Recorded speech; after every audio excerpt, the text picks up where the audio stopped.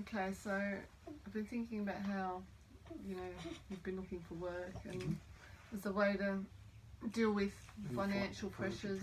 Yeah. But that said, I want to make sure that we're acting in accordance to God's will. So I was just praying about the whole situation and asking for guidance. And can I add something to that? Yeah. Something came to me as you said that. When you try to live by God's will, you get to wrestle with your consciousness. You get to decide what that is. That's for sure. Until you get better. Like the more experience, the more success you create, then you have a better idea of what working towards God's will is, if that makes sense. So it's just touching on what I said to you before about praying for answers. You got to come up with your own answers. So you've got to decide how to walk with God. And as clueless as you are, you'll get better at that. Like you'll know exactly more and more what to adjust. So I think though, for me, it's important to, this is a book of guidance, right? Absolutely. So to, if I've got questions, to, pray for an open heart and mind and come and read this for the guidance. Anyway, I felt as I was praying, guided to read John 5:13, and it's called Jesus Heals a Lame Man. Mm-hmm. Afterward, Jesus returned Can I say something about the title? Yeah. You know what my idea of Jesus is, right? That's the best song could be. Mm. So that's why, like in Christianity, they say to be Christ-like. So be the best you can be. So for Jesus to heal a lame man, for that to happen on an individual level, your best self is the only thing that can heal you. The best person you can visualize to be, the best person you want to be, that's how you redeem yourself. Okay. That's how you heal the, what is it? Lame man. A lame man. Mm. What is lame? Is it someone that doesn't speak? What comes to mind is someone who's lame is more like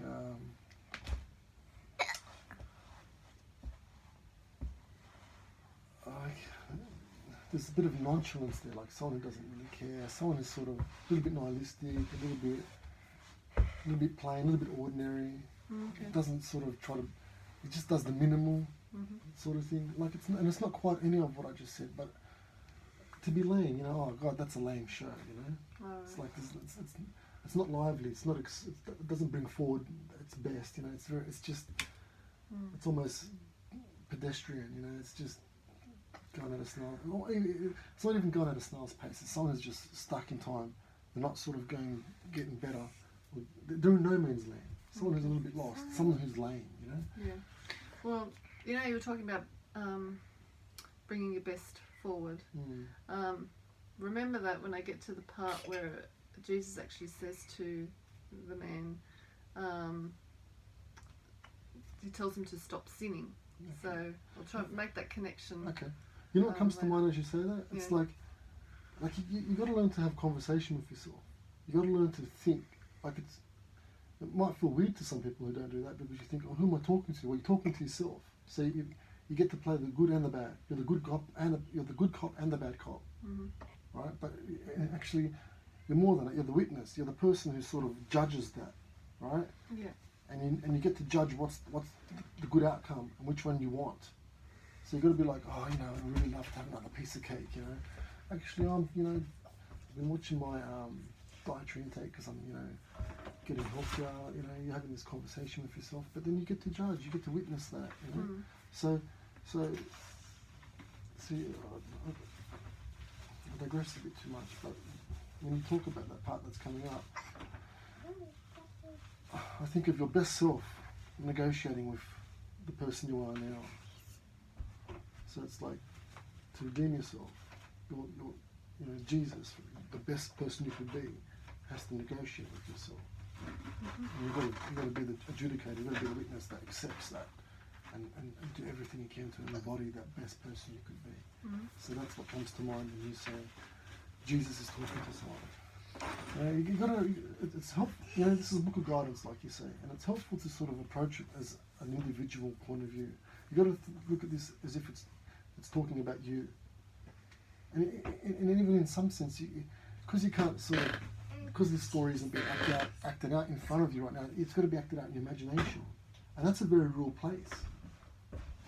Mm-hmm. So even if you visualize Jesus talking to someone else, the way you're connected to that is like you're talking to yourself. It's your imagination.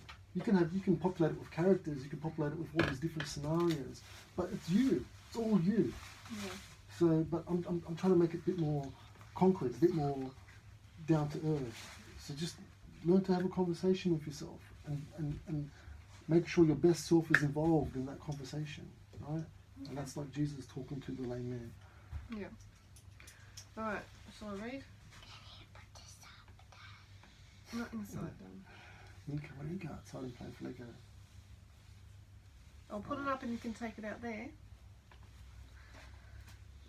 Okay.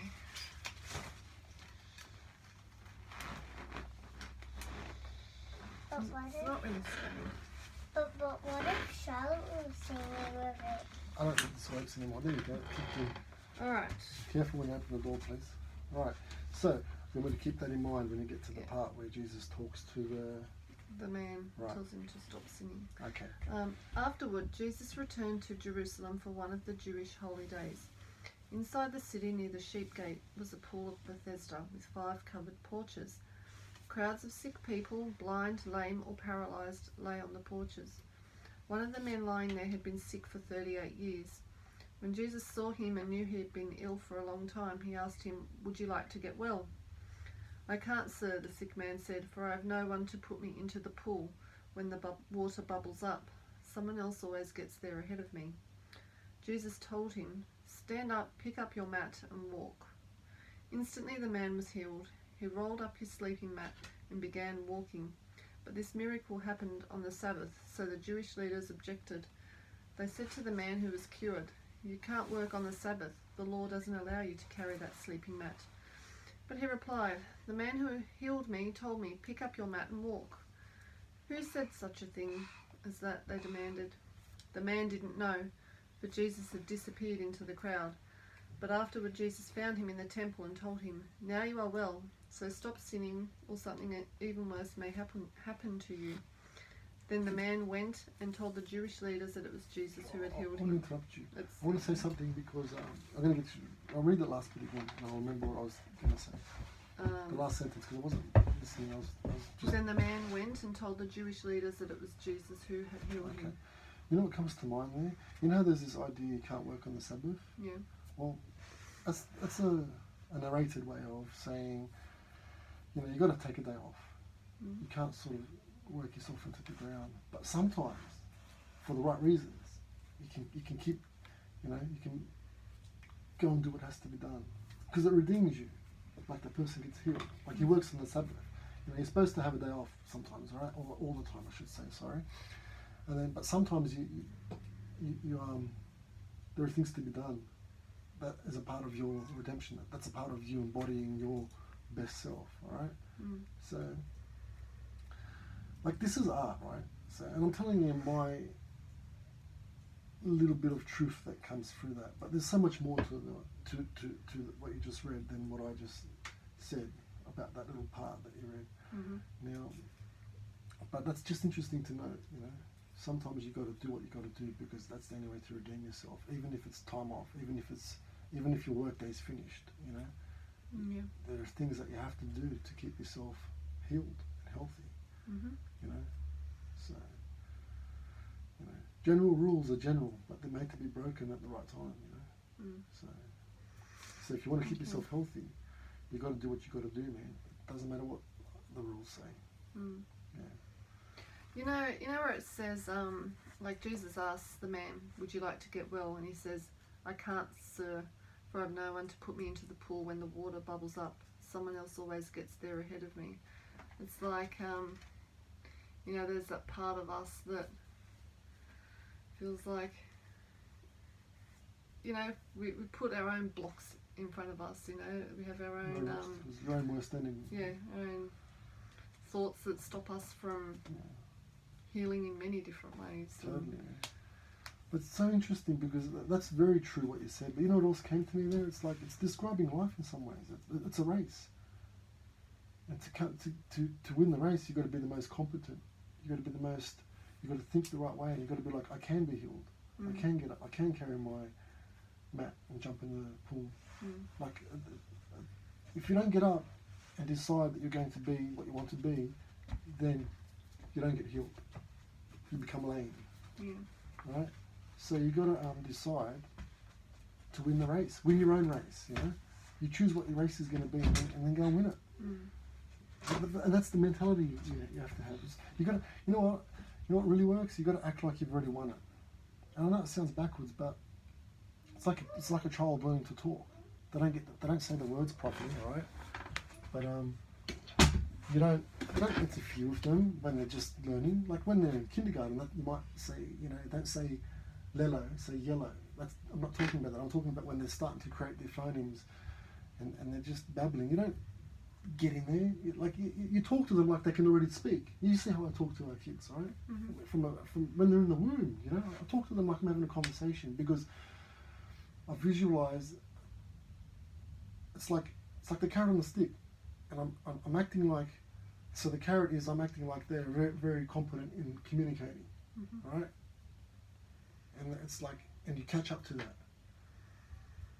It's not like, I'm not trying to disregard the technical aspects of learning to speak because you've got to be shown how to do things properly. What I'm talking about is you act like you can already do it, and then in all your cluelessness, you get closer to acting like you know how to do it. Yeah. So I guess like in terms of, because the purpose for me reading this was to get answers as to how to approach this whole employment thing, the financial. Employment issue. Well, you know what? You know what I say to you when you're really feeling down? I'm like, look, just repeat after me. I'm so grateful that I'm meaningfully, gainfully employed. And then if you want to think like, oh, but I'm not, well, you know what? I am. Because we do have an income. I do things around the house. I help support the family. You know, I am training myself. Like there's a lot of things I'm working to. So the financial reward maybe hasn't flowered, so to speak, right now, but I act like it already has. Like I visualize myself being appropriately rewarded a lot of the time. But you know what? I have a wrestle too, because sometimes I'm really hard on myself. I'm like, shit, should I just chuck it all in and go get the easiest job I can get, you know? And maybe sometimes that is a solution, but I don't know that is for me. So I just got to keep, it's early days. I've only been really looking for work, full on, like, I mean, you were doing calls for a couple of weeks. Yeah, but then I had my exams, so I stopped doing all that. But in the last week, you helped me apply for what? Like 19 jobs. So like that's a week, man. That's not, when things come together, they can happen in a matter of hours. So, but it's funny how we're our own harshest critic, So, like I know it's important to have faith. You know how you say you see yourself as being gainfully employed. Yeah. That's having faith in the outcome. But then again, it says in the Bible, faith without works is dead. Yeah, I was going to mention that. It's it's not like I'm just, I can't just let it knock on the door. Like I'm working towards that. But the point, the point I'm trying to make is you feel like what you want, or you feel like what you choose to be, all right? And you hold on to that feeling, but you got to get on with it. You got to sort of do everything you can to sort of get there too. It's like you're meeting it halfway. It's like the vision is the divine. It's like Jesus, the best you can be. It comes to you the more you go to it until it manifests. Yeah. So you can't have one without the other. It's like you can't achieve a target without a plan. So the plan is like the divine. That's the best person you could be. But then you got to work on the plan. You got to make your mistakes. You got to have your hard days, your good days, and then you meet it somewhere in the middle, and then you make another plan, and you do that for the rest of your life. You just keep making. Can I go on a bit? Yeah. Because I was actually convicted when I read the part where Jesus catches up to him. When the man finds Jesus in the temple. Yeah. Well, actually, Jesus found him in the temple and said to him, "Now you are well, so stop sinning, or something even worse may happen to you." And, you know, I thought about how, you know, I've been challenged a bit about the way that I'm eating, and I know while I am healthy, it does create some health issues, even if everything seems fine, you know, my blood tests and things like that. Yeah. And I know that the way that I'm eating, you know, you've got this aim of you want to live properly, you want your family to live properly, and it's like when we don't do that, it's like we're creating a different kind of energy, and you become aware of the energy in the house. Like everyone's a little bit like that. Just to put a bit more clarity on that, when I think of living properly, it's important to make the point, especially if anyone's going to watch this. It's important to make the point that you get to decide what properly is for you, because we were all clueless at the beginning, and with your experience, you'll get a better idea of what's proper. You know, so it's not like I don't have answers for you. I've got answers for me, but that's very simplified. The fact that we've made a union, marriage, what I want has to consider what you want, and what you want has to consider what I want. Right? Yeah. So it's a bit more. It's not as just straightforward as I choose to do whatever I want, and then everyone's got to toe the line. Like I've got to find out, what do you want? What do the kids want? You know, and then when everyone knows what we want, and then we've got to hold each other accountable, and then it's like as a group, as a family unit, then we can all move toward our shared goals. Because I want what you want, but I want you to want what I want too. It's like we're all got to find a balance there. So it's very important to understand that you get to choose what you want, and you have to choose, because if you don't, then you got no plan. There's no divine doesn't show up for you. Remember, the plan is the divinity. That's the best person you want to be. If you don't make a plan, then you don't have a God to follow, or you don't have a God to show up for you. I don't know, just, you know, like in the past I've tried to come up with my own plan, and I'm not convinced. You're talking about for eating? Like, for example, no, like, you know, like I made the choice to, after I left school, to, you know, go to university, become a teacher, and, you know, that all served me well to a degree. You did all that? And along the way, I don't know, it's like I continued to make my own choices, and a lot of the time they weren't the best choice, you know, and so that's why I really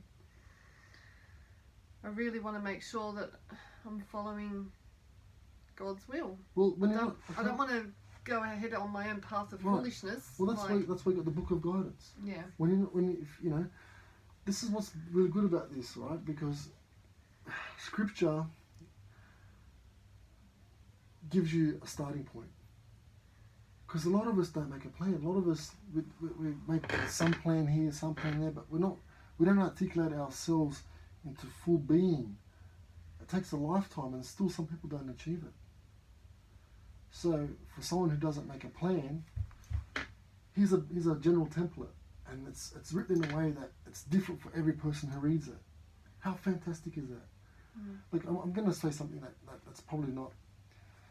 I've got to say this carefully in some ways. Look, you know, tarot, astrology, that serves at the same function. It's not as deep as Scripture, because it's just I don't think it's as comprehensive. I don't think it's as balanced. I don't think it has the good and the evil. Like when you look at astrology, for example, it's always got a good news or something like that, you know, or when it's bad news. Anyway, the point is, when you don't have a plan, those things can help you. Astrology, tarot card. Someone gives you the plan in some ways, but then you filter it, and then somehow you make up an unconscious plan from that experience. If, you know, I'm oversimplifying that again, but so the point is, you make your own plan. If you don't have a plan, you've got the book of guidance, you've got Scripture. You know, the whole. I think we're getting off track, so I won't say it. No, say it. No, I was just going to say, like, with the whole, like, it talks about fortune telling and, you know, witchcraft and that. Say no more. It's a sin. Yeah. You know why? Because you're not making your own plan to the degree that you could. Yeah. That's you need to live in the moment. Yeah, maybe. What I'm trying to say is, the reason why astrology, fortune telling is not ideal, because because the point of your experience is you get to choose who you want to be, so you need to choose who you want to be, right? Whereas astrology and tarot sort of is a corrupted version of that. It's like someone gives you a plan and then you've got to subconsciously, make it your own. But man, if you get down on your knees, man, and you talk to the universe like it can see and hear you and feel you, and you declare what you want, you'll be things will happen to you that'll just make you think again about your whole experience. And if you can learn to deal with that experience and then just stick to who you want to be, then that's the best way forward. It's like, you're not using anyone's sort of ideas of what you should do, control you. Like, you get to choose who you want to be, and it doesn't mean that you're going to get it right, and it doesn't mean that you don't take other people's advice. What I'm saying is, you got to choose, otherwise something's going to choose you. Right? Yeah. And it's funny, sometimes you can get away with that, but you won't have you won't be the person you could be. If you just go with the flow, good things can happen for you, man. But it's nowhere near as it's very hit and miss, but more miss than hit, I should say. Like, really, man, it's like, especially in the long run, because you don't really get to build yourself in the way you want to be. You just become a person of whim, a person of impulse, So you got to sit down and think about, who do I want to be?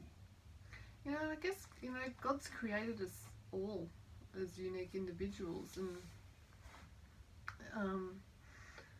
so I think it's a gift. Like, He gives us all gifts, and strengths and talents, and I guess we should use those as a part of, creating our future and who we want to be. And you know how you do that?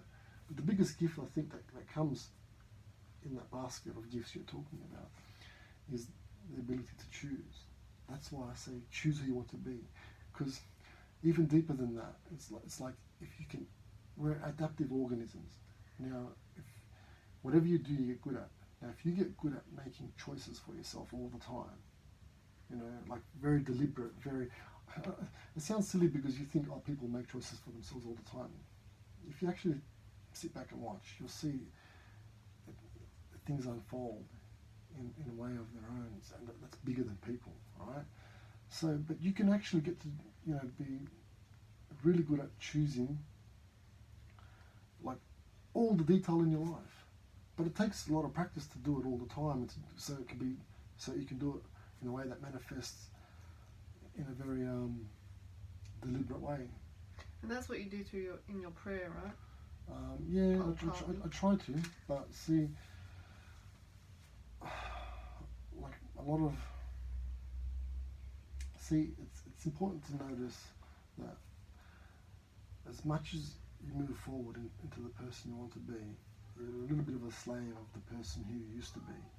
Like, you're psychologically built like that, you're physiologically built like that, like you're habitually built like that, like your behavioural patterns. When you come home from work and you've got to do stuff, and you got all, it's like Pinocchio.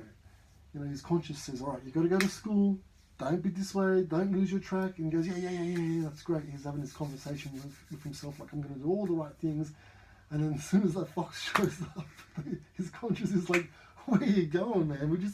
I thought we had a plan, Like, people are a little bit like that, They choose one thing and then they go and do something else. It's like, so you got to be synchronized. You got to bring everything under control. You got to bring everything under the umbrella of your best self. Is that the impulsiveness? The impulsiveness has got to be brought into line. The monstrous part of you, the part of you that can be awful, is the part of you that has to be integrated, because that's the part of you that says, all right, I'm sticking to my plan. I'm going to get things done. Like, there's an element of force there, an element of strength, an element of conviction, But see, and that can be misaligned, because if that aligns with your impulse, then you're a person of whim, Anyway, I digress a lot, don't I? But yeah, you got to choose. One of those gifts you were talking about is you have the freedom to choose. See, and if you start choosing good things from a young age, you build yourself into something that's really a really powerful organism that's adapted to choosing good things for itself and everything around it, if you know what you're bloody doing, right? It is an important thing to teach children. Like, I didn't even realise that I was in charge of my thoughts and my feelings, you know, until I was in my 30s. Okay. And so rather than just feeling like life's just something that happens to you. No, man. But see, it can be, and in some ways it is. Even though I say you get to choose, you're still connected to that part of the chaotic nature of the universe. It's not random. It's just there's just so much going on that you can't sort of see it all, and so but only limited. Like your awareness only stretches so far into your consciousness, and you only see things that you've trained yourself to do in some ways, right?